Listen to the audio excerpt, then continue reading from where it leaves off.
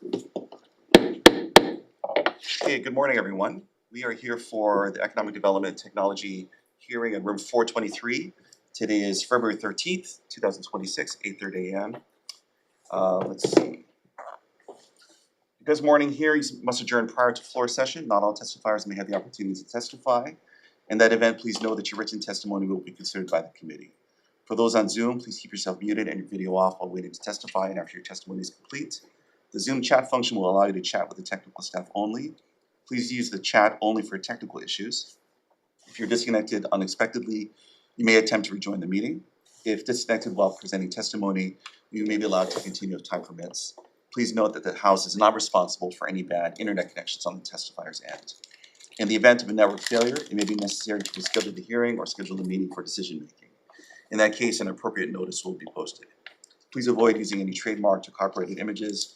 Please refrain from profanity or uncivil behavior. Such behavior may be grounds for removal from the hearing without the ability to rejoin. We're joined this morning with Chair Iligan, Representative Temple, and Representative Hussey. And we're going to start with, let's see. First measure is HB 1813 related to taxation. Oh, it's become customary for folks to come to the podium and say your name and to say that you're standing in written testimony. I think we can forego with a lot of that extraneous stuff. Let's just assume that you are standing in your written testimony, and I will just ask if anyone has anything that they'd like to add to your written testimony at the podium, if that's okay. All right. So for this measure, we have 3 testimonies submitted, 0 in support, 1 in opposition, 2 with comments. Would anyone like to testify at the podium or on Zoom? Okay. Are there any questions from the committee? Well, this is going to go fast if we do it like this. Okay, next measure is HB 2429, relating to tax expenditure evaluation. We have 3 testimonies with comments. Would anyone like to testify? Okay. Yeah, Okay, very good. Mr. Yamachika on Zoom. Thank you, members of the committee. Tom Yamachika from Tax Foundation. This bill, if adopted, would appear to require many taxpayers to file 2 tax returns, one with DBET and one with DO tax. And the consequences of failing to file with one agency but not the other are unclear. We would be okay with opening the information pipeline from DO tax to DBET as long as the data is anonymized. But the but putting the onus on the taxpayer doesn't seem to be warranted in this case. Happy to answer any questions. Okay, thank you very much. Any questions from the committee? actually, I just have a fast question. For DO tax. Good morning. Good morning. I needed to ask if these disclosure requirements in the bill conflict with any federal tax laws? Well, they would if potentially were required to release federal tax information. So that was our concern, just putting some guardrails in this bill just to make sure that it's clear. If we're gonna do that, it seems like they're saying anything we release to DBET would then have to be publicly released, which would be an issue. Okay, so it's the publicly released part Yes. that's issue. Okay. Okay, thank you. You're welcome. Yeah, I've got a question. Do you see any issues with this where it might, let me reword this. How do we protect taxpayer privacy while making the tax benefit information publicly available? I think the only way to really truly do it is make it anonymized. So summary reporting, which is what we typically do. The other concern I know that at least I had in reading this is that if you release information and it's very few taxpayers, even anonymized, somebody can deduce probably who those taxpayers are. So that's the big concern about the public release. Okay, thank you. Thank you very much. Good, Representative. Okay, as a policy, what the legislature is asking for in this bill is that as a condition of claiming the tax credit, that you disclose, right? Certain things, and it's mainly just the total amount. Do you think it's wrong for the legislature to ask for that kind of information? as a policy. No, Okay. I mean, I think the state needs to know what's happening, so. But one more question. Would it be possible to summarize the data instead of individual release it out in the public? Would that be okay? I think so, yes. Okay, so the concern is that these federal tax records may be released individually, but if it's summarized data, then that's okay. Yeah, summarized, anonymized, I think, again, until you get down to, if you have 3 taxpayers claiming this, that might be an issue, but I see. Yeah. So when there's limited applicants for a tax credit, you can pretty much narrow down who they are. yeah, anybody who wants to find out can probably deduce who it is. Thank you. Can I follow up? The purpose of the bill is to get to the individual, Mhm. right? So if you group them, then it defeats the purpose of the bill.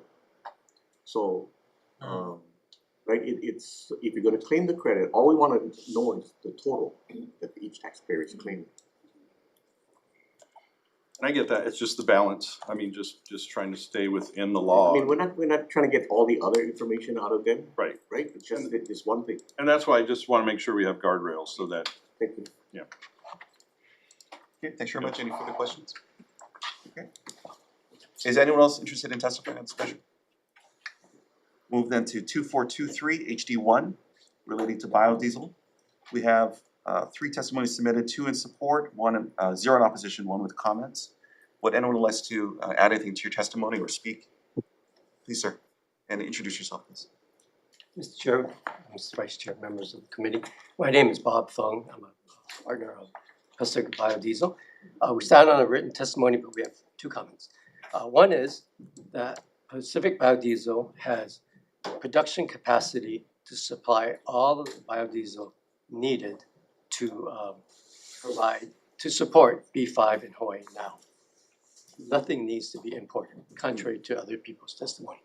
And the only other thing we would like to ask for amendment for the implementation date from 1/1/2028 to 1/1/2027. They'll provide plenty time to develop the rollout plan. Thank you. Thank you. Any other testifiers? Thank you. Any questions from our committee? Oh, Representative Gedeon. And maybe for the gentleman who just spoke, For Mr. Fung? Yes. how many other companies in Hawaii produce ethanol? Biodiesel. Biodiesel, I'm sorry. There are maybe a couple others that are in the process. Pacific Biodiesel has been doing this for the past 30 plus years. Thank you. Thank you. Any other questions?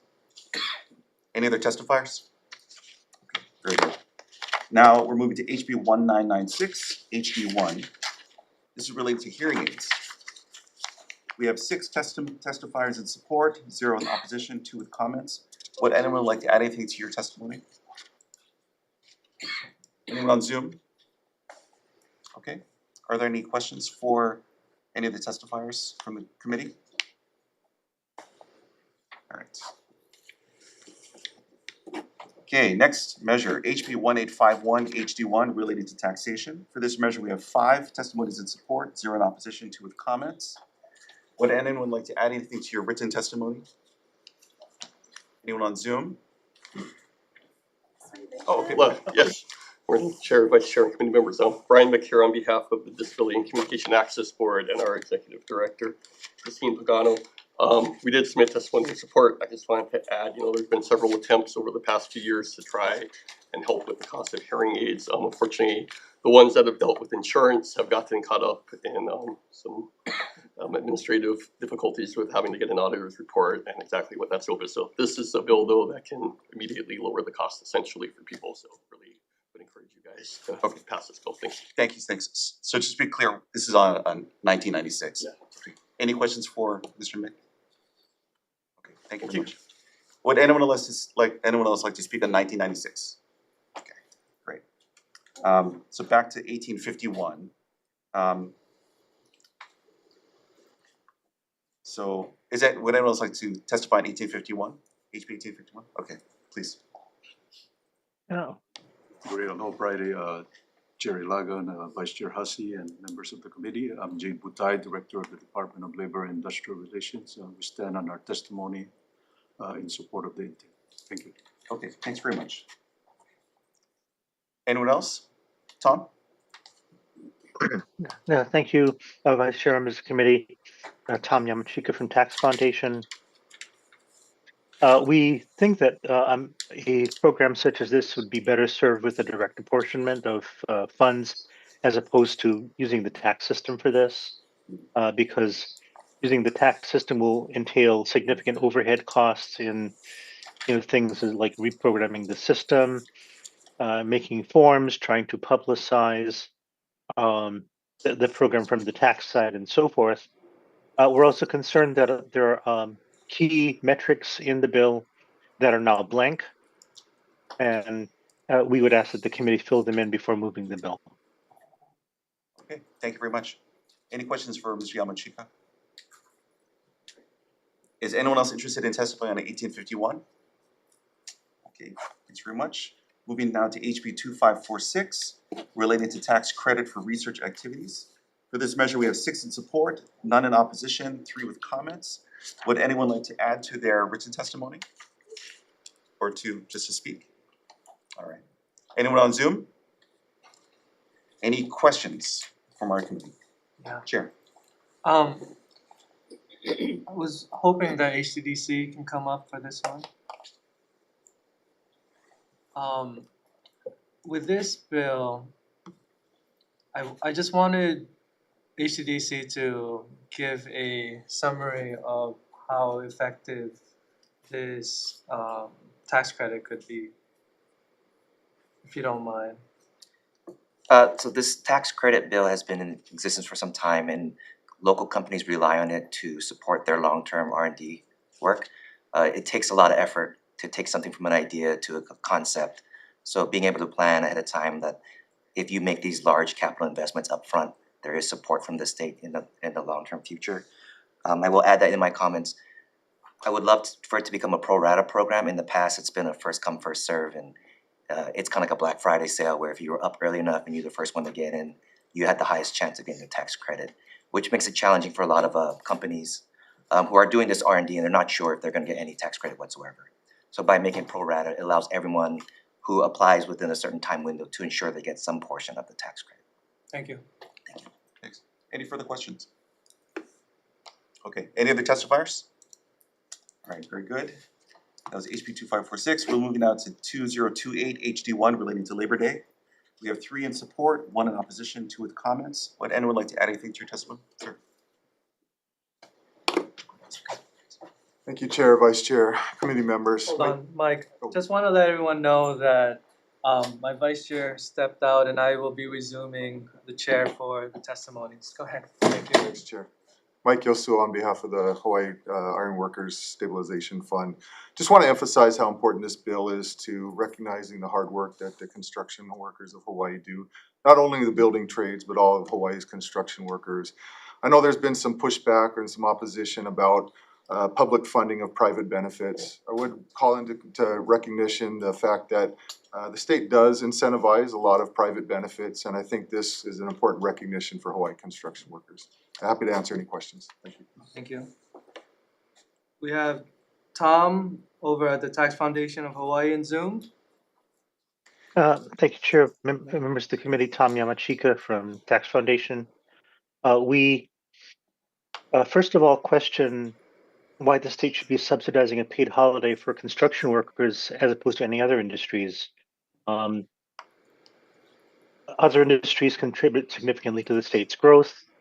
Other workers should be afforded a paid day of rest and recognition on Labor Day similar to construction workers.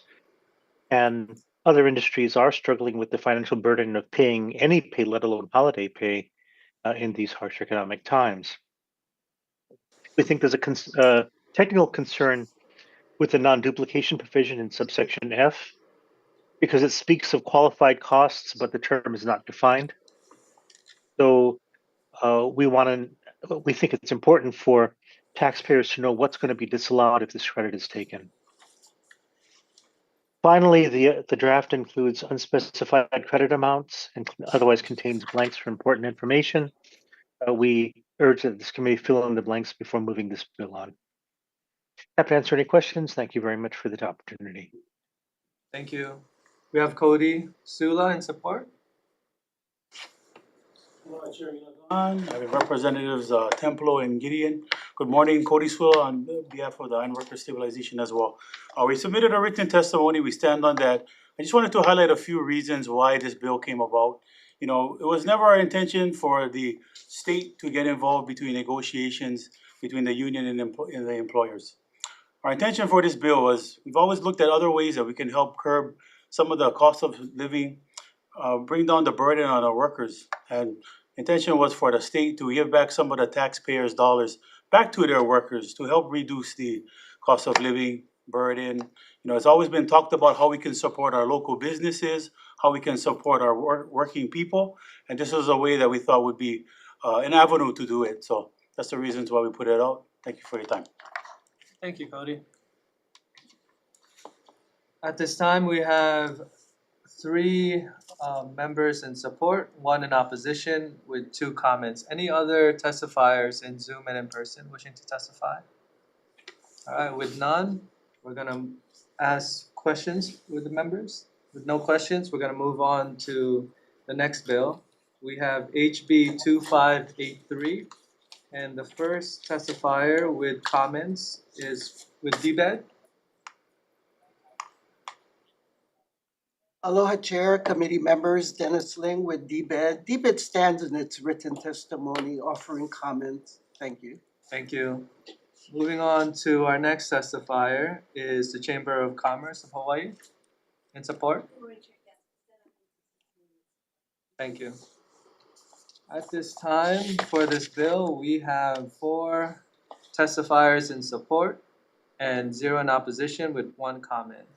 Any other testifiers wishing to testify in Zoom or in person? With none, members, any questions? With no questions, we'll move on to the next bill. We have HB 2490. Could we have Eric Moto in Zoom? And he is in support. Yes, aloha, Chair and members of the committee. I am Eric Moto, President of Paia Tukuchi Soto Missions Administrative Board, and I do want to add further emphasis to Tukuchi's call for assistance and support. In the past year, a computer science teacher from Maui High School and a handful of his students have conducted drone observations and collected data on the shoreline erosion at Tukuchi Bay. They have completed 3 observations, and after their latest visit in January, I received a text from one of the students asking whether we had excavated the portion of shoreline that was noticeably missing, and I had to explain that the damage was all due to Mother Nature's winter waves. The scope and scale of damage is significant, and the rapid progression of erosion, as witnessed by the high school student, can seem unbelievable, but it is all very real. Paia Tukuchi has spent about 10 years and close to $1 million to implement a temporary emergency solution. Tukuchi is very grateful to the state and local officials that approved our temporary sandbag structure allowed under current rules and restrictions, but our property loss and the threats to our temple structures continue. This bill will help Tukuchi to continue to work under the guidance and supervision of our expert coastal engineer consultants in collaboration with government departments and agencies like DLNR, OCCL, and the Land Board to work on other alternate, safe and sound, nature-based, long-term solutions to not only restore and protect our Tukuchi Bay, but also to serve as a project that can be a model for how to better serve your oceanfront constituents throughout the state suffering similar threats. So in closing, I offer a humble pleas and thank you for your support of House Bill 2490. Mahalo. Thank you. We have 8 testimony in support, 0 in opposition with 1 comment. Any other testifiers in person or in Zoom wishing to testify? With none, members, any questions? With no questions, we'll move on to HB 2545 relating to the Hawaii Technology Development Corporation. Our first testifier is Sage Pacific LLC in support.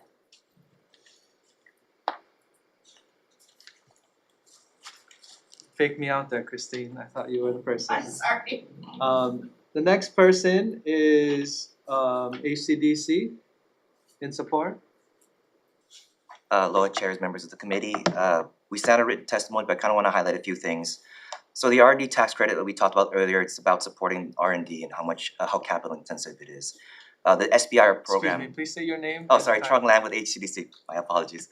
The SBIR program takes what is R&D and turns it into commercialization, which means economic development for the state of Hawaii. Just to give you an idea, this past year, we had 11 applications for our SBIR Phase 2, Phase 3. We were able to award 8. This brought in $11 million from federal funding, but of the total grant request of $3.5 million, we were only able to cover $1 million. And the opportunity we are leaving on the table is these proposals are projected to bring 93 new jobs, of which 56 are high-wage jobs. So we're not doing enough to support these companies. We're doing great work, taking their technologies and trying to commercialize it. So I think this bill increases the chance that these companies can take these products, commercialize it, and bring economic growth for the state of Hawaii. Thank you.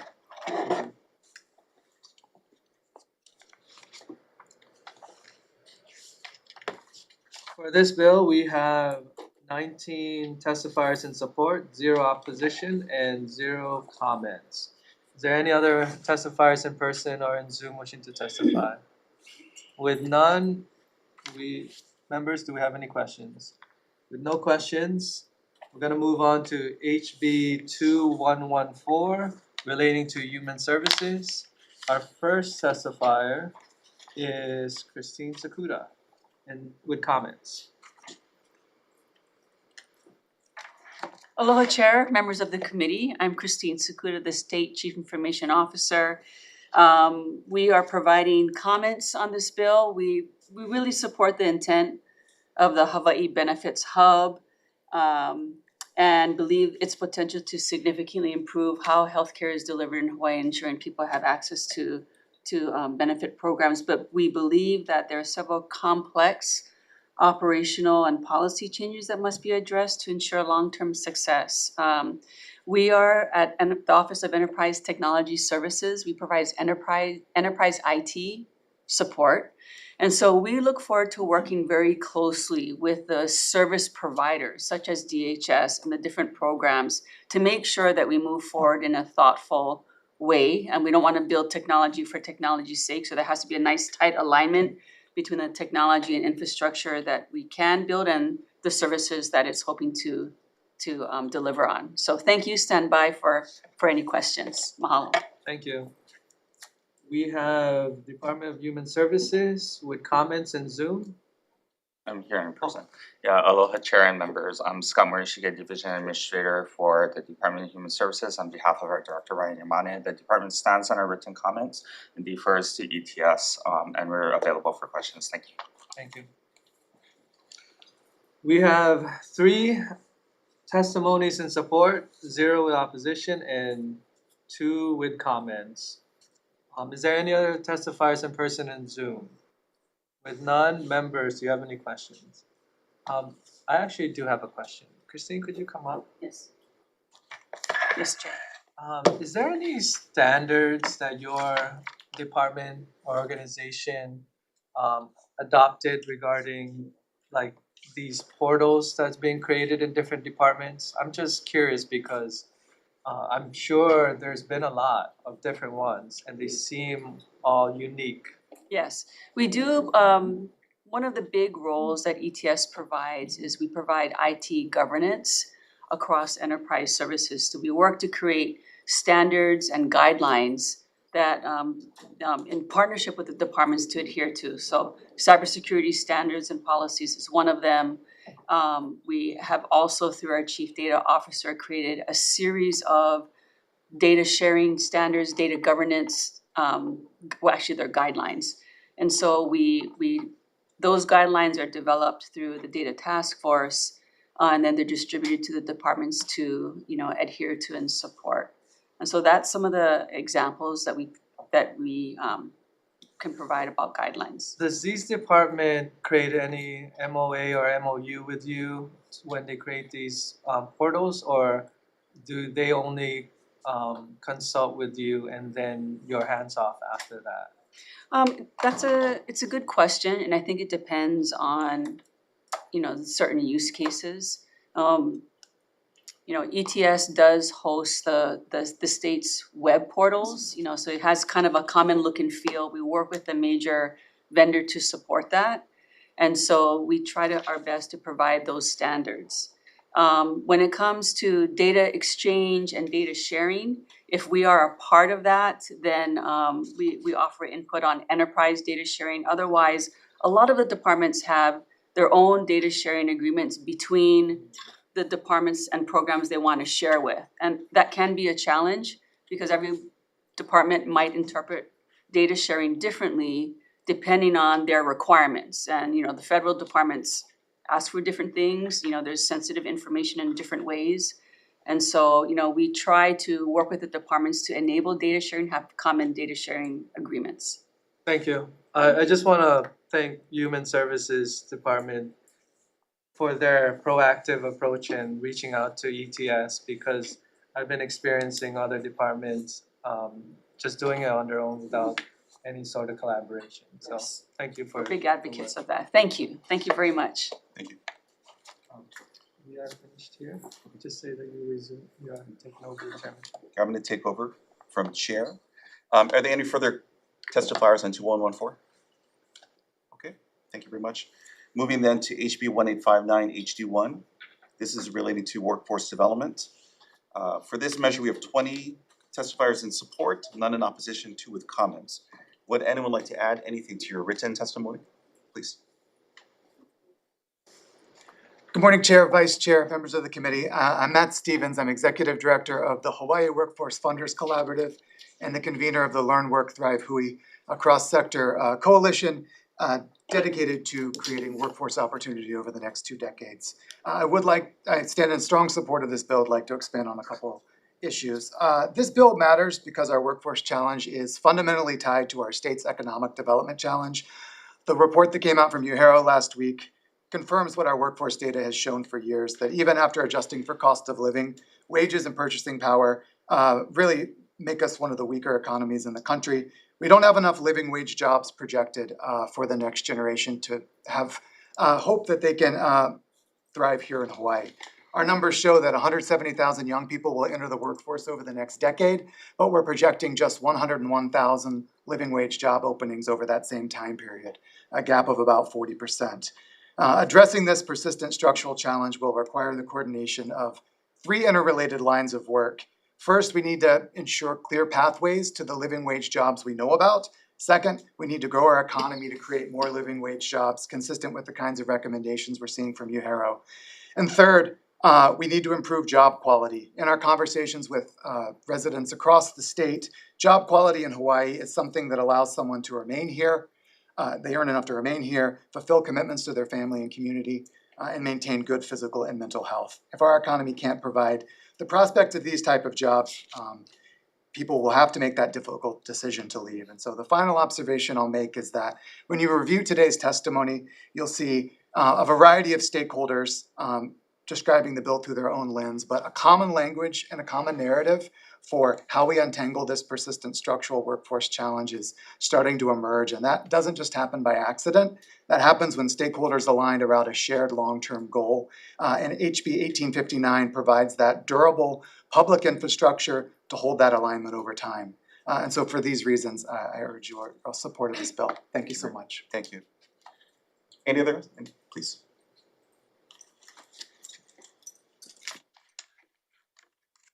Aloha Chair again and Vice Chair Hussey and members of the committee. I'm Justina Acevedo, cross-in for Terry George at the Hawaii Community Foundation, and we're standing in strong support of this bill. We have been part of the Hawaii Workforce Funders Collaborative and really a philanthropic partner in this space because we recognize that from an economic development perspective, this bill would play an important role in not being just this standalone issue, but really bring partners together so that we can have that core economic infrastructure going forward. that generational commitment to how we solve for workforce issues isn't coming from just one channel. And we've seen through our work investing in other kinds of initiatives, when you can agree towards common goals and you bring the right partners together publicly, privately, you actually can solve this long term and have that durable reinforcement of how we can really have an economy where we don't have our young people choosing to move to the continent when they really want to stay here. So mahalo, and I just urge you to pass this bill. Thank you very much. Anyone else? 1 second. Thanks, sir. Aloha Chair, Vice Chair, members of the committee, Matt Perlberg on behalf of Holomua Collaborative, local nonprofit founded to give local working families hope that they can afford to stay in Hawaii. We are in strong support of this bill, very much echoing the comments that Hawaii Workforce Funders Collaborative and the Hawaii Community Foundation said. Just to piggyback a tad, I want to highlight the fact that a lot of the folks in the workforce development space right now are doing wonderful work, whether it be DLIR, P20, UH, DOE, the various nonprofits, DBED, even for-profit businesses are doing a lot of great work. But a lot of the work that is being done is either short-term goal focused or focused very much in a smaller silo. And there is conversation and there is communication, but no one is facilitating the alignment between these organizations. As Matt from Workforce Funders Collaborative said, there are a projected 170,000 jobs we're going to need, living wage jobs, in order to keep our local working families here. And having a singular unified goal that folks can work towards, where everyone is working in the same space to ensure that no efforts are being duplicated, will make sure that we are going to have the jobs that our keiki need. Mahalo. Thank you very much. Erica, did you want to?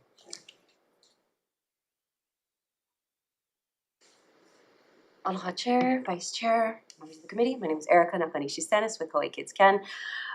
Last year, I appeared before you with a baby in a stroller. Apologies. He's now at daycare, thank goodness.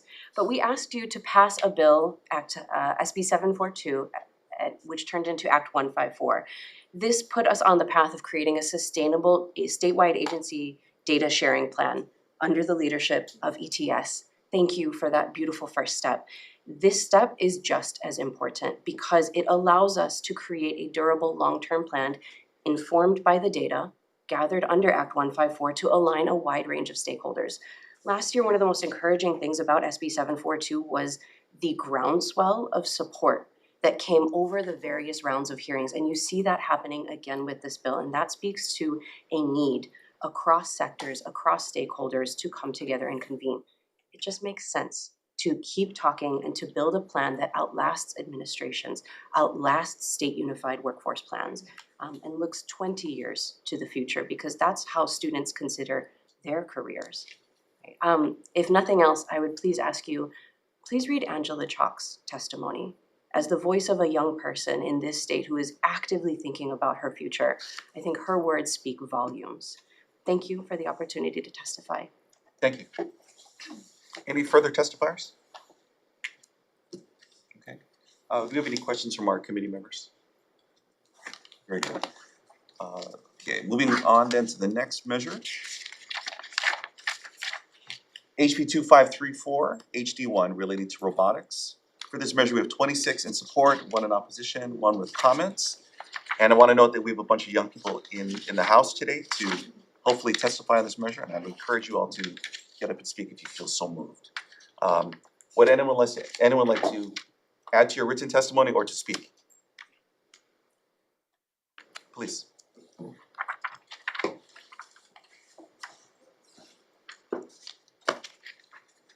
Aloha Chair Illigan, aloha Vice Chair Hussey, and then members of the committee.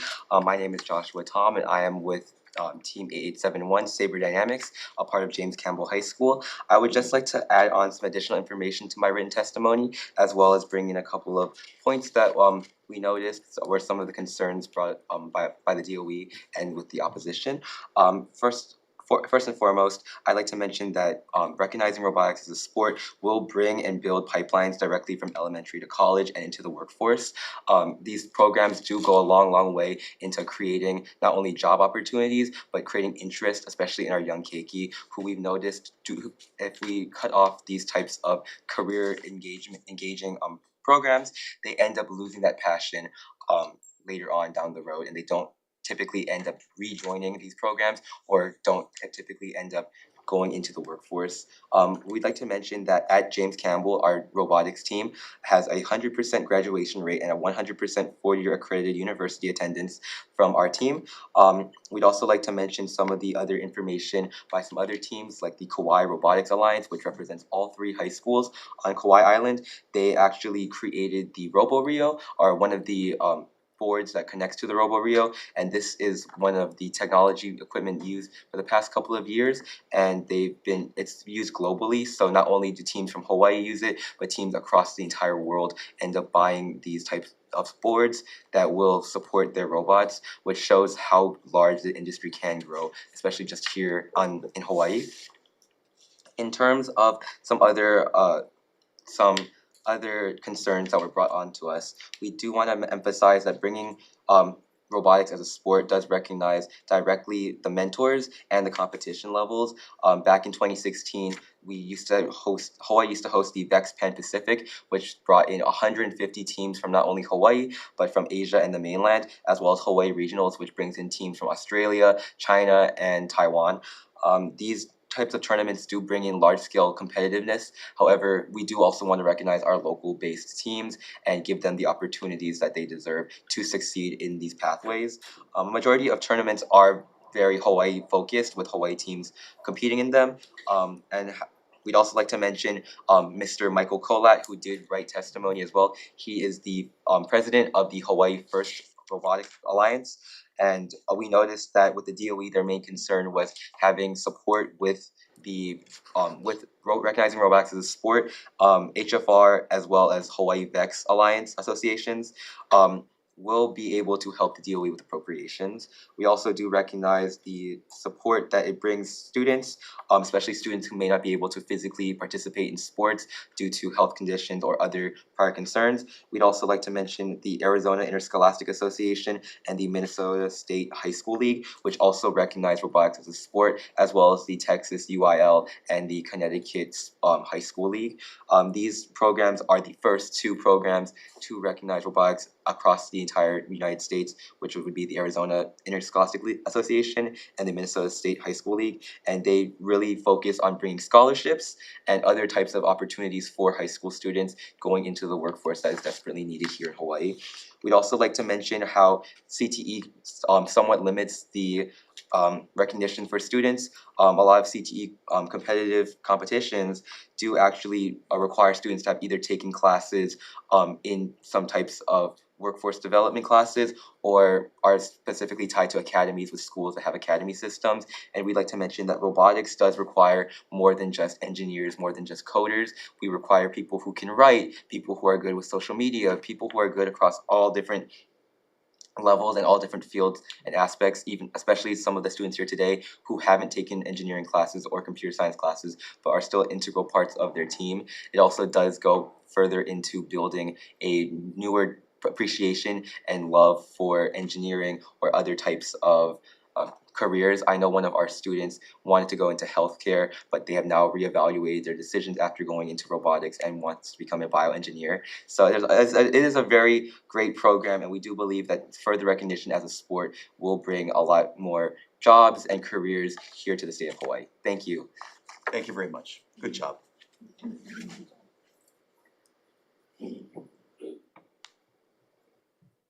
Mr. Chair, Vice Chair, Honorable Delegates of the committee. My name is A. Tate. I'm also from James Campbell High School. I am the president of Saber Dynamics, our robotics team there. I'd like to speak in support of this bill. Likewise, to a lot of the points that Mr. Tom made, I believe that passing this bill and recognizing robotics as a sport would be extremely beneficial for not only students, but the upcoming industry. We do have a lot of issues with the brain drain in Hawaii, which is mainly brought on by a lack of opportunity. I personally, when I moved here, I became a part of my robotics team at my elementary school, and then had a 3-year gap between elementary and middle school, in which that middle school did not have a robotics team. In that time, I ended up getting shoveled kind of into the computer science pathway, which I do love computer science. I'm one of the main coders on our team. But upon returning to high school and returning to the robotics field and joining the team, I realized that I still deeply loved engineering and mechanical engineering, which is what I'm going to be pursuing in college. But unfortunately, I am one of the people who will be moving to the mainland because of just a general lack of opportunity in the state and certain programs that just aren't available because of the fact that a lot of students cannot or do not recognize that robotics or engineering or mechanical engineering are things that they can do because they don't have the experiences appropriated to them through school. A lot of kids that we see in the ROAR program, which is something our team does monthly, where we invite kids from the community to come and learn about certain things STEM related. A lot of the time we see kids who have either been slightly exposed to certain things scientifically, and then suddenly they're amazed by something that maybe people in high school would seem or deem as relatively basic because they have not learned about it, because they have not had the chance to learn about it. But by having this accessibility or even just the chance to learn about stuff like this, they're extremely blown away because it's not something that they've ever thought about before, or it's not something that they've been able to think about before. So just recognizing it as a sport would likely make it more accessible for students and make it more widespread. We have a lot of middle schools in the area that do not have, I think our two direct feeder schools, one of them does not have a robotics team. One of them has only had their team for 2 years now. And a good majority of the elementaries that do feed into our high school likewise do not have one, as well as certain high schools have had to drop their team because their mentors could not do it anymore because they weren't being paid for it, or just an issue with hours in the school. So we're actively seeing a certain regression in terms of robotics, where what we should hopefully be seeing in terms of in a world where we're continuing to get more and more technical is progression. So we are hoping that this bill will be passed and these opportunities will be afforded to everybody in the state of Hawaii, and hopefully move forward and to create better opportunities for them. I will yield to any questions. Thank you. Thank you. Any other testifiers?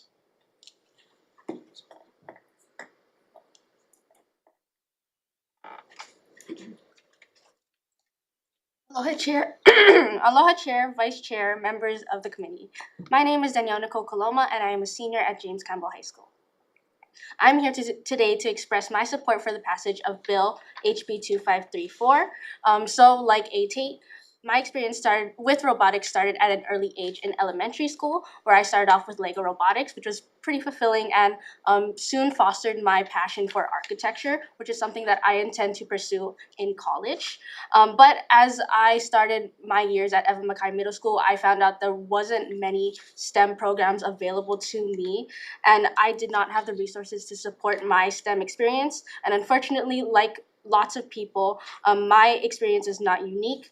Many schools across Hawaii do not offer robotics or other STEM programs, leaving many students without access to these valuable opportunities. And in this age of technology, we must adapt to the growing demand for STEM-related occupations and the assumed skills that come with them. Here in Hawaii, STEM fields are growing rapidly. In a Georgetown University report, they project a 14% increase in STEM careers, bringing the total to 33,000 jobs in Hawaii. Science-related fields dominate the top majors in terms of potential earnings, with engineering, natural science, physics, construction, and computer science all within the top 10. According to the Economic Research Organization at the University of Oahu, not only does robotics foster a deeper conceptual understanding of mathematics, physics, electronics, and coding literacy, it also develops early development for soft skills widely used across all careers. Many students in robotics program have demonstrated greater leadership, teamwork, and adaptability. A lot of states have already declared robotics as a sport, including Arizona, Connecticut, Texas, and Minnesota. Connecticut has seen significant profits from this action, driven by four inspiration and recognition of science and technology. First, a global nonprofit organization known for its team-based robotics programs. The state is in the 75th percentile of workers with a bachelor's degree or higher in STEM occupations. Declaring robotics as a sport and allocating more funding for its programs will not only open up more opportunities for aspiring members, but also grant faculty and students the recognition they deserve for their dedication as in any other sport. So in the fall, I'll be majoring in architecture at the University of Pennsylvania. Words cannot describe my excitement for this new chapter of my life, and STEM programs like robotics have made me who I am today. If more students across Hawaii had access to these opportunities, I'm confident that many would also discover new passions, develop valuable skills, and set themselves on a path toward future academic and career success. The lengthy benefits of scholastic robotics programs warrant more recognition for the sake of our youth, and I urge you to pass this bill. Mahalo for your time. Thank you very much. Anybody else? Aloha Chair, Vice Chair, and the rest of the committee. My name is Katie Ta, and I'm a junior at Kalani High School, and I'm also the captain of our robotics team. To add on to what my peers said, I actually share from a different experience of them because I never had robotics going up into high school, and I only joined because my friend told me to. So if I had never had this experience of like my friend telling me to do this, I wouldn't have been able to basically change the trajectory of my life. Robotics has given me a bunch of experiences that I would not have had if I had joined other clubs or continued doing my sports, which I did have to unfortunately quit. But robotics has given me the opportunity to not only lead my team, but also lead community initiatives and also learn about my passion in STEM. I used to, in middle school, wanted to become a lawyer, which is not a bad thing, but now I do want to dual major in mechanical engineering and education to be able to work with the future generations of Hawaii and work with them to be able to grow their interest in STEM and their passion. I would also like to point out some important numbers to about why funding is so important here in Hawaii. As my peers mentioned, not only does STEM and robotics programs help with workforce development and also support the future careers of students in STEM, it also supports all the other skills, marketing, business, even just lifelong soft skills like communication, presenting, leadership. It's really important, and we have students that want to be politicians, want to be educators, want to be entrepreneurs. It's not just the engineers of our community as well. Under Governor Linda Lingle, in the early 2000s, around $1 billion was allocated to robotics funding for the first robotics competition. And at that time, we had 200 first Lego Leagues teams, which are basically the teams that are for younger students in elementary and middle school. And in present day, we currently have 50. So that number has dropped by 150 teams, and that kind of roughly estimate to around 3,000 students involved. Also, our outer island teams who compete in robotics, some of them do not have the funding and cannot afford to travel to Oahu, where all of our robotics competitions are hosted. So without this funding, they can't really compete, no matter how much they spend their time and dedication into creating their robots. And also, just to paint another picture about how much of a commitment robotics is and how much time students actually spend in robotics, all of us are currently here right now, but there are teams that meet up to 7 days a week. And for example, my team today, even though today is technically a holiday for us and we don't have school, I have robotics from 10 a.m. to 7 p.m. So I'll be going there after this. But it's a huge commitment, and students dedicate hours to this and dedicate hours to their future and improving the local Hawaii community. Because not only do we work on engineering our robots and doing all the stuff related to the technology, but we also have started community programs. As the Campbell team has mentioned, they do weekly programs with students and see their engagement. My team also does weekly programs. We also run monthly camps with the YMCA and City and County of Honolulu as well. So by being able to fund robotics, we're funding future opportunities, not for just the high school students or just for the people that are already in robotics. It's for the people that want to learn about their passions too. Mahalo for hearing us, and thank you. Yeah. Thank you very much. Any further testifiers? Okay. Good morning, Chair and Vice Chair and representatives of the committee. I'll keep my testimony short because I think there's still more people that want to testify. I stand by my written testimony. I would like to add on and emphasize some points. In my testimony, I wrote that I am working as a working individual of the workforce. I'm a welder and machinist. I'm gonna introduce myself. I'm Colin Yo. I'm a junior high school at Lee Jardin. I'm part of Team 9019, and we work with schools from around the Windward side because we're the only robotics team on the Windward side, actually. So we work with the public schools. As Lee Jardin is a private school, we work to increase the STEM participation in the Windward side. So I, as a welder and machinist, I think that robotics has changed my life. Without robotics, I don't think I would have had any of these opportunities of working in Hawaii, in these specific jobs at least. And robotics has really given me a view into the real world because it is so similar, if not exactly the same as working in the real workforce. In my testimony, I wrote that I work after school in robotics from 3 to 9. So that's a 6-hour day, and that's generally what I would see in a real world scenario or something similar to that. And I think that it being a sport would help facilitate that because you can have more recognition and funding for mentors and people that would help you learn those skills rather than having to teach it to yourself, which is what I had to do, and that was something that I struggled with because my school does not necessarily have engineering or computer science class that is up to the rigor that robotics requires. Yeah, thank you. Thank you very much. Anybody else? Chair, Vice Chair, members of the committee, my name is Jackson Slotnick-Page. I'm a junior at Leisure Academy, and I am in strong support of Bill HB 2534 and its efforts to establish robotics as an interscholastic sport. I just want to speak briefly about my personal experiences. So I'm the co-team captain for Team 9019 Cola Poco Robotics, which, as aforementioned, is a community team on the windward side. We take students mainly from Kailua High School, Kalaheo High School, and Leisure Academy. So I've been doing robotics since I was in 2nd grade with FLL, First Lego League, and it's very saddening to, as I'm sure you've heard, that many of those teams are in decline. But now that I'm in 11th grade, as I said, I'm the co-team captain for Team 919 Cola Poco Robotics. Robotics has definitely been the most impactful part of my academic life so far. It has caused me to want to pursue a career in software development, and it has caused me to want to go into STEM. But also, arguably more importantly for right now, it's given me technical skills and leadership skills that I utilize to impact my community almost every single day through the community outreach that we as local robotics teams put on. Different teams do different things. Some teams do STEM camps. I know we focus on STEM education with lower school kids who, because of the decline of FLL, may not have those opportunities. In my time, I've seen countless students, much like myself, discover their passion for STEM through the medium of robotics.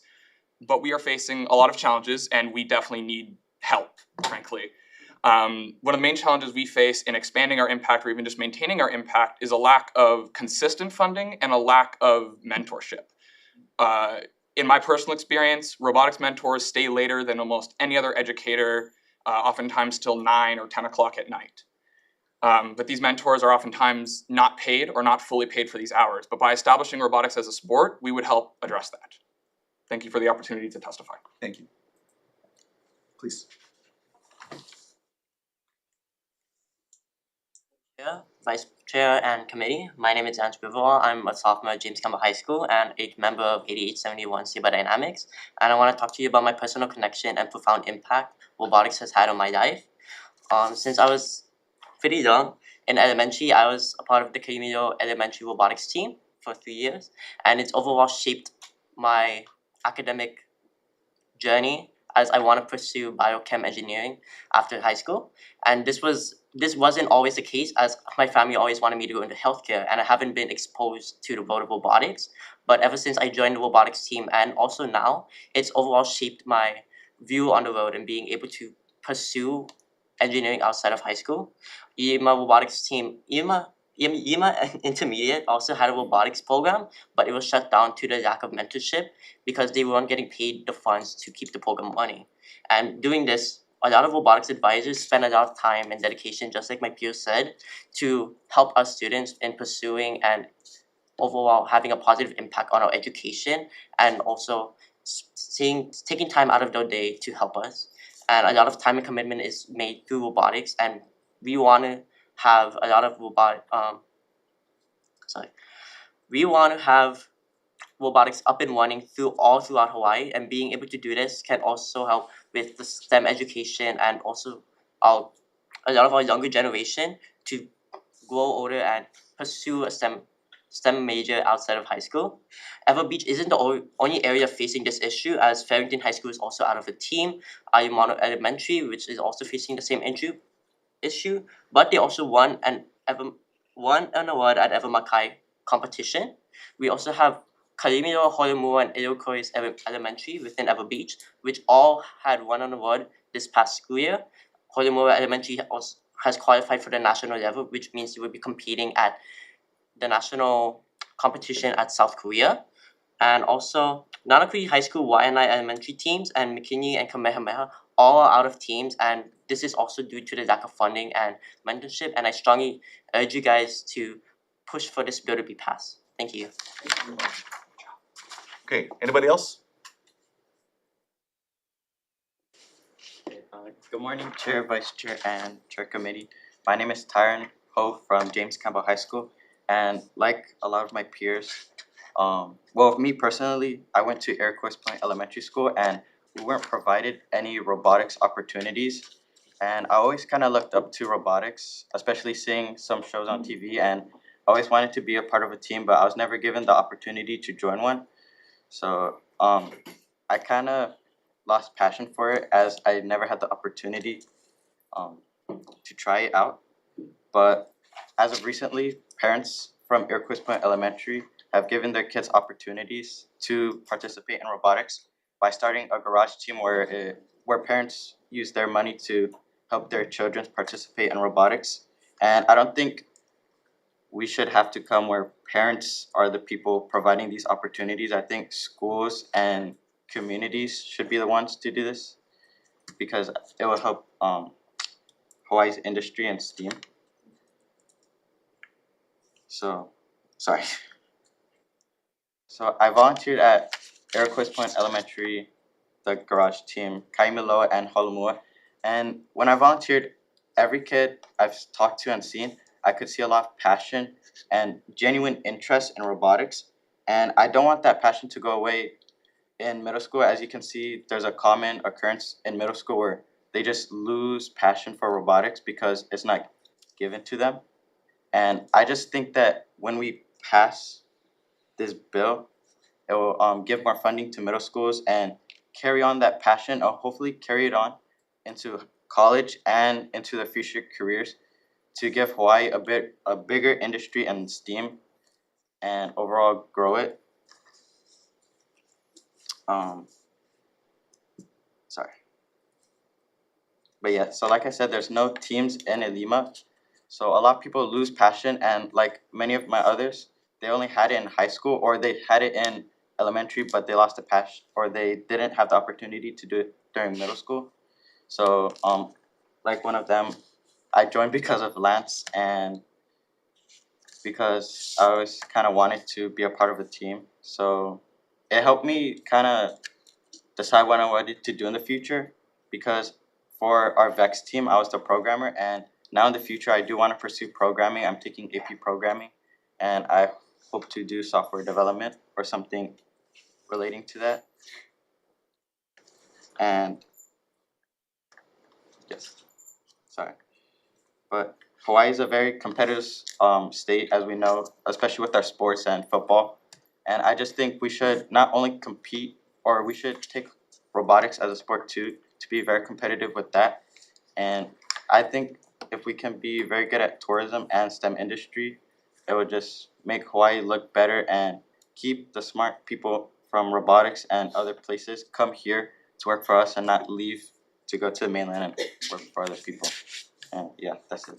Right on. Thank you. Thank you. Okay, any other testifiers? Okay. Would any adults like to testify? I know, hard act to follow, exactly.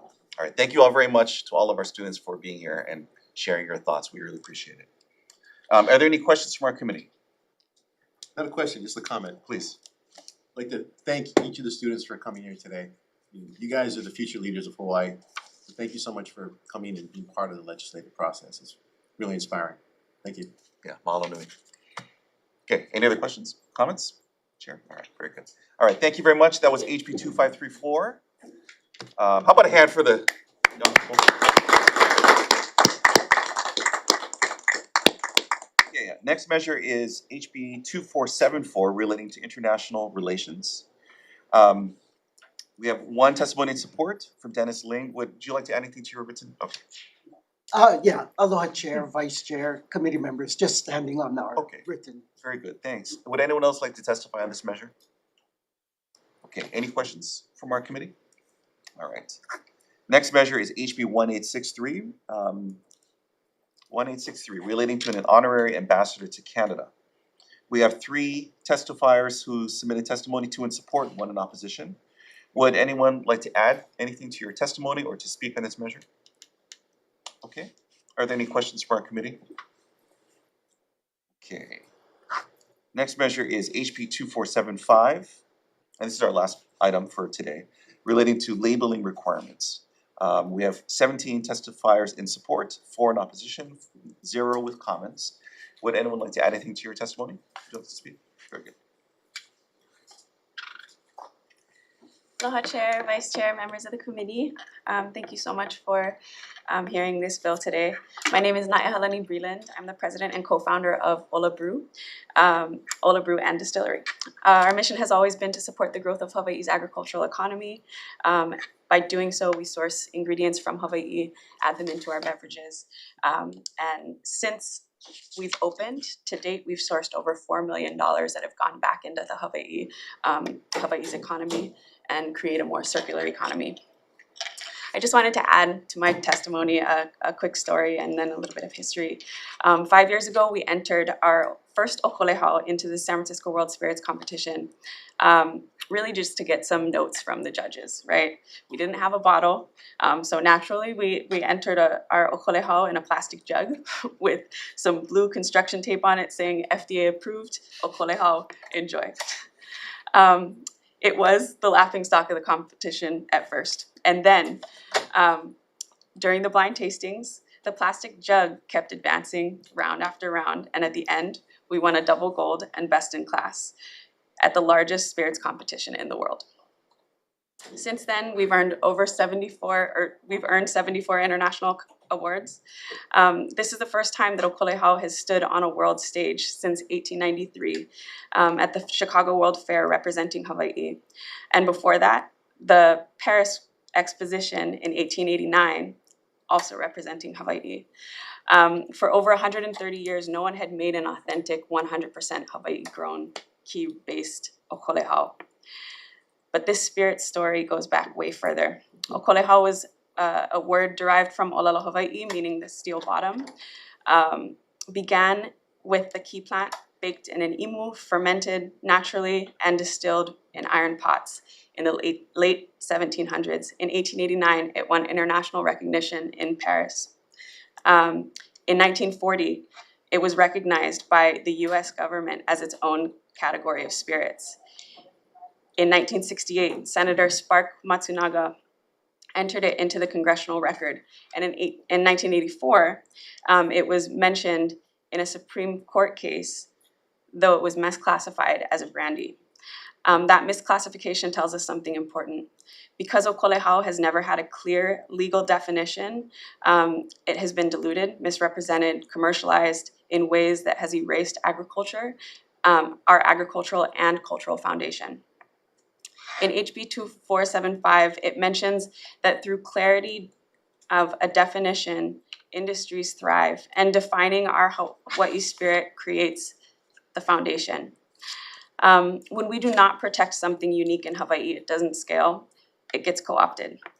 As I mentioned in my written testimony, we've seen this before with Kona Coffee. HB 2475 ensures that does not happen again. By defining okolehau, we anchor value here. That means expanded agriculture, value-added manufacturing jobs, ag tourism, and a globally exportable, place-based premium spirit. This is not about creating something new. It's about safeguarding the 230-year-old spirit of Hawaii that is finally reemerging onto the world stage. If we act now, we protect the heritage, the agriculture, and the economic upside here at home. If we wait, history shows us what happens. Mahalo for hearing HB 2475. Thank you very much. Any other testifiers on this measure? Okay. Yes, sir. Questions? Oh, I'm sorry. Go ahead, please. Good morning, Chair, Vice Chair, members of the committee. My name is Marshall Fawley. I am with Lehrman Beverage Law, and I have been assisting Ola Brew on the federal side of petitioning the Alcohol and Tobacco Tax and Trade Bureau, or TTB, for a standard of identity to recognize okolehau at the federal level. And I've submitted testimony in writing, and I stand by that testimony, but there's one other point I wanted to bring to the committee, and then open myself up to questions that anyone may have. Anytime you read a news story lately, you hear a lot about spirit sales declining. Less people are drinking, more people are going towards non-alcoholic products.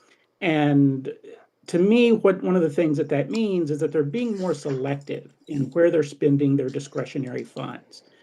When you have a product that is unique, is authentic to a specific place, and has clear definitions so consumers know what they're getting, they're more likely to purchase that product than a product that they really don't know what it is. And that is a tool that I think that Hawaii and these wonderful producers in the state can use to capture a greater amount of that discretionary consumer spending. And just to kind of underscore that, I looked at approved labels that TTB has had since January 1st, 2015. There are 9 for products calling themselves Okalahau. Of those 9 products, they are described wildly. Several are described as rums. Some are just described as spirits. One is even a blend of bourbon whiskey, rum, and spirits distilled from cane and tea root. So you have this amalgam of ingredients there that, you know, my taste, I don't know if that's something I would want to spend my money on. I don't know how that's going to taste.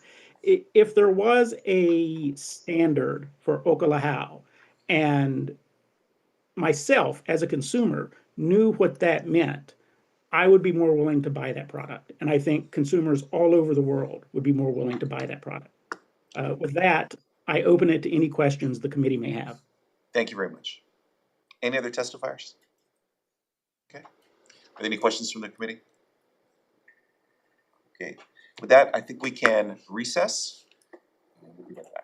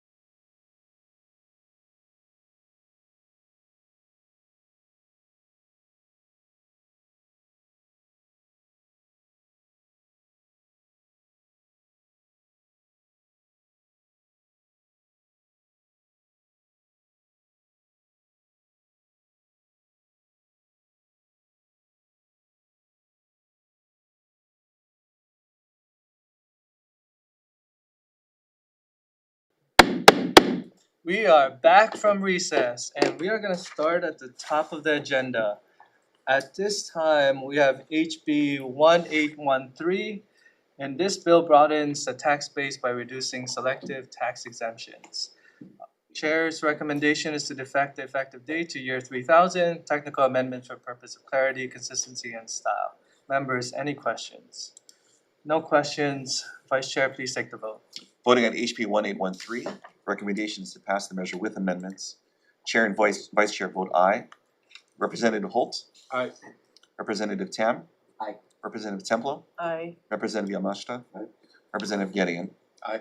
Okay, Chair, the recommendation is adopted. Thank you, Vice Chair. Moving on to HB 2429. This bill improves transparency and accountability by requiring disclosures for tax credits and exemptions. We're gonna defect the effective date to year 3000, technical amendment for purpose of clarity, consistency, and style. Members, any questions?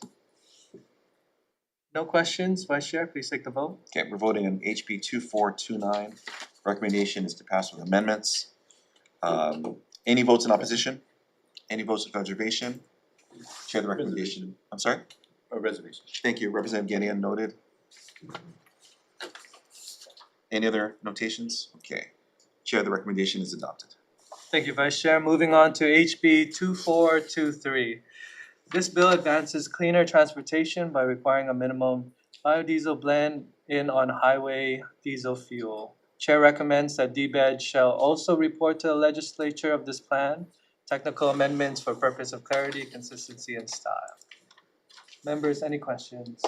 No questions, Vice Chair, please take the vote. Okay, we're on 2423 HD1. Recommendations to pass with amendments. Any votes in opposition? Any reservations? Chair, the recommendation is adopted. Thank you, Vice Chair.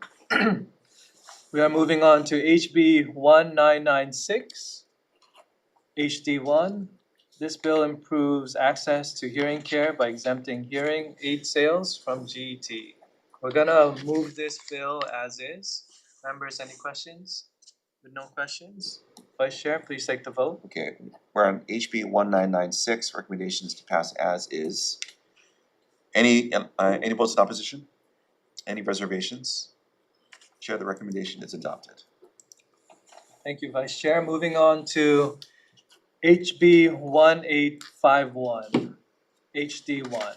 This bill supports workforce development by creating a tax credit for apprenticeship program costs. Chair recommends capping the tax credit at $1,500,000 per taxable year.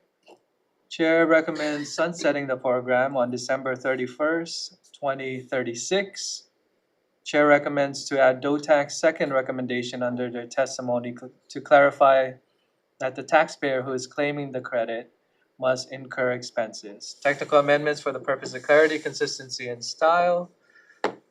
Members, any questions? With no questions, Vice Chair, please take the vote. We are on HB 1851 HD1. Recommendations to pass the bill with amendments. Any votes in opposition? Any reservations? Chair, the measure is adopted. The recommendation is adopted. Thank you, Vice Chair. Moving on to HB 2546. This bill strengthens the Hawaii's research tax credit by restoring full eligibility for qualified research expenses. Chair recommends to add language in regards to allow this act to restore refundability. Chair recommends to add language to adopt pro rata distribution of this tax credit. Chair recommends to apply retroactively to the 2025 tax year. We're gonna defect the effective date to year 3000. The technical amendments for the purpose of clarity, consistency, and style. I should have stated this in the beginning, but I just wanna remind the public that changing the effective date to the effective year, such as 3000, allows the House to continue working on changes in conferences as the bill advances forward, just in case you're all wondering why we're changing it to 3000. Thank you. Moving on, Chair. Go ahead. You have other amendments? Nope, that's it. Can I comment? Yes. Okay, so my concern with this bill is that it goes beyond what the federal credit does. The federal credit is new R&D going forward, right? And what this credit does is tries to fund them ongoing.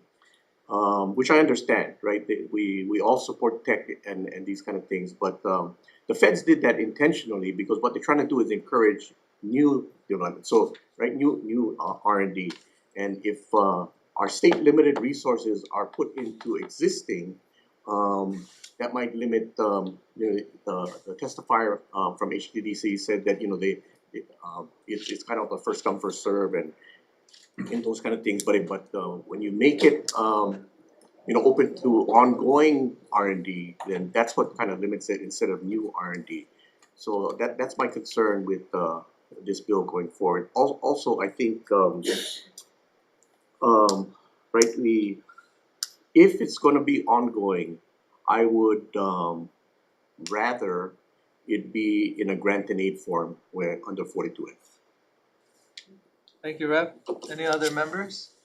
But I'll support your recommendation. So just for further discussion. Thank you. Thank you.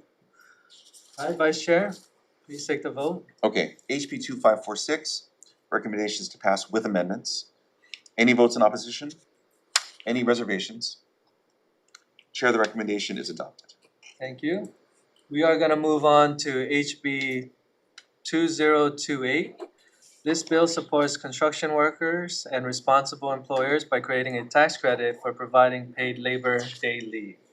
Chair recommends to defer this bill due to it being inconsistent with collective bargaining principles. I just want to note that the ECD committee passed bills to lower cost of living and hope we can address those issues in those bills as mentioned in the testifier. We are going to move on to HB 2583. This bill helps small business access to financing, and we are going to defect the effective date to year 3000. Technical amendments for the purpose of clarity and consistency in style. Members, any questions? No questions. Vice Chair, please take the vote. All right, we're voting on HB 2583, recommendations to pass the bill with amendments. Any opposition? Any reservations? Recommendation is adopted.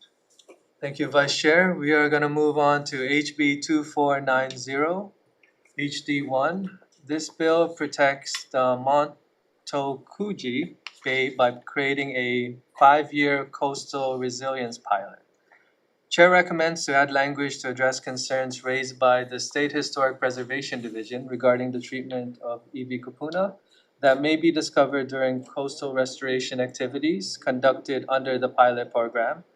These amendments ensures that any such discoveries receive the full protections of the Burial Council oversight and descendant consultation.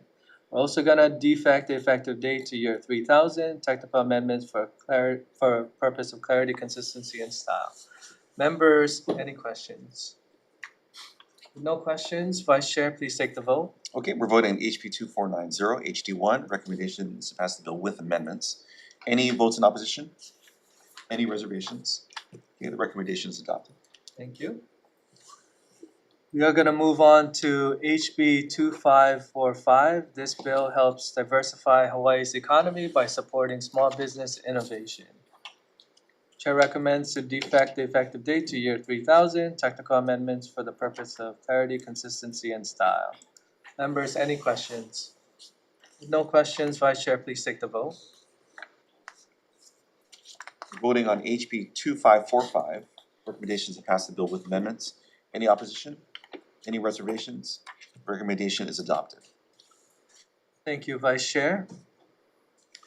We are going to move on to HB 2114, HD1. This bill makes government services easier to access by creating a Hawaii benefits hub and advancing a single statewide service portal.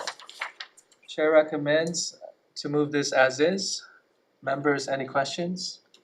No questions. Vice Chair, please take the vote. Okay, we're voting HB 2114, HD1, recommendations to pass as is. Any votes in opposition? Any reservations? The recommendation is adopted. Thank you, Vice Chair. Moving on to HB 1859. This bill strengthens Hawaii's workforce system by requiring one coordinated statewide strategy. Chair is going to recommend that we move this as is. Members, any questions? No questions. Vice Chair, please take the vote. Okay, we're on HB 1859, HD1. Recommendations to pass as is. Any votes in opposition? Any reservations? The recommendation is adopted. Thank you, Vice Chair. We are gonna move on to HB 2534, HD1.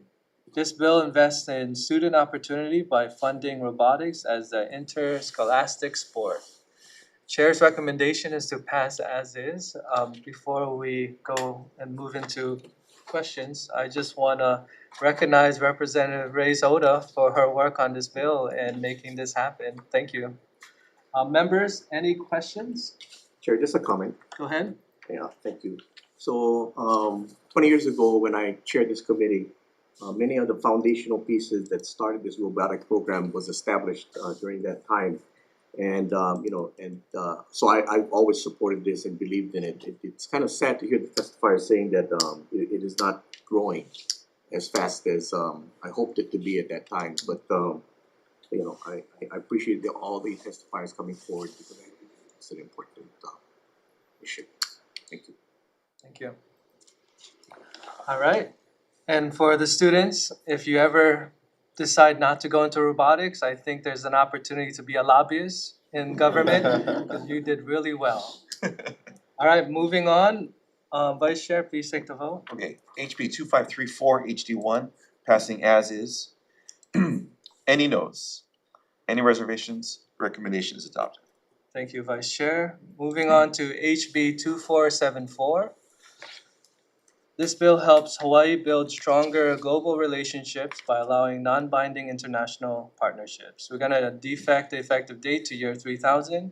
Technical amendment for the purpose of clarity, consistency, and style. Members, any questions? With no questions, Vice Chair, please take the vote. Voting on HB 2474, recommendation to pass with amendments. Any votes in opposition? Any reservations? The recommendation is adopted. Thank you, Vice Chair. Moving on to HB 1863. This bill expands Hawaii's economic and cultural ties with Canada. We're gonna defect the effective date to year 3000. Technical amendments for the purpose of clarity, consistency, and style. Members, any questions? With no questions, Vice Chair, please take the vote. Okay. HB 1863, recommendations to pass with amendments. Okay. Any votes in opposition? Any reservations? Recommendation is adopted. Thank you, Vice Chair. We are on our last bill, HB 2475. This bill protects the identity, integrity of Kolihau. The Chair recommends to defect the effective date to year 3000 with technical amendments for purpose of clarity, consistency, and style. Members, any questions? Vice Chair, please take the vote. Okay, we're on 2475. Recommendations to pass with amendments. Any votes in opposition? Any reservations? Chair, the recommendation is adopted. Thank you. This meeting is now adjourned.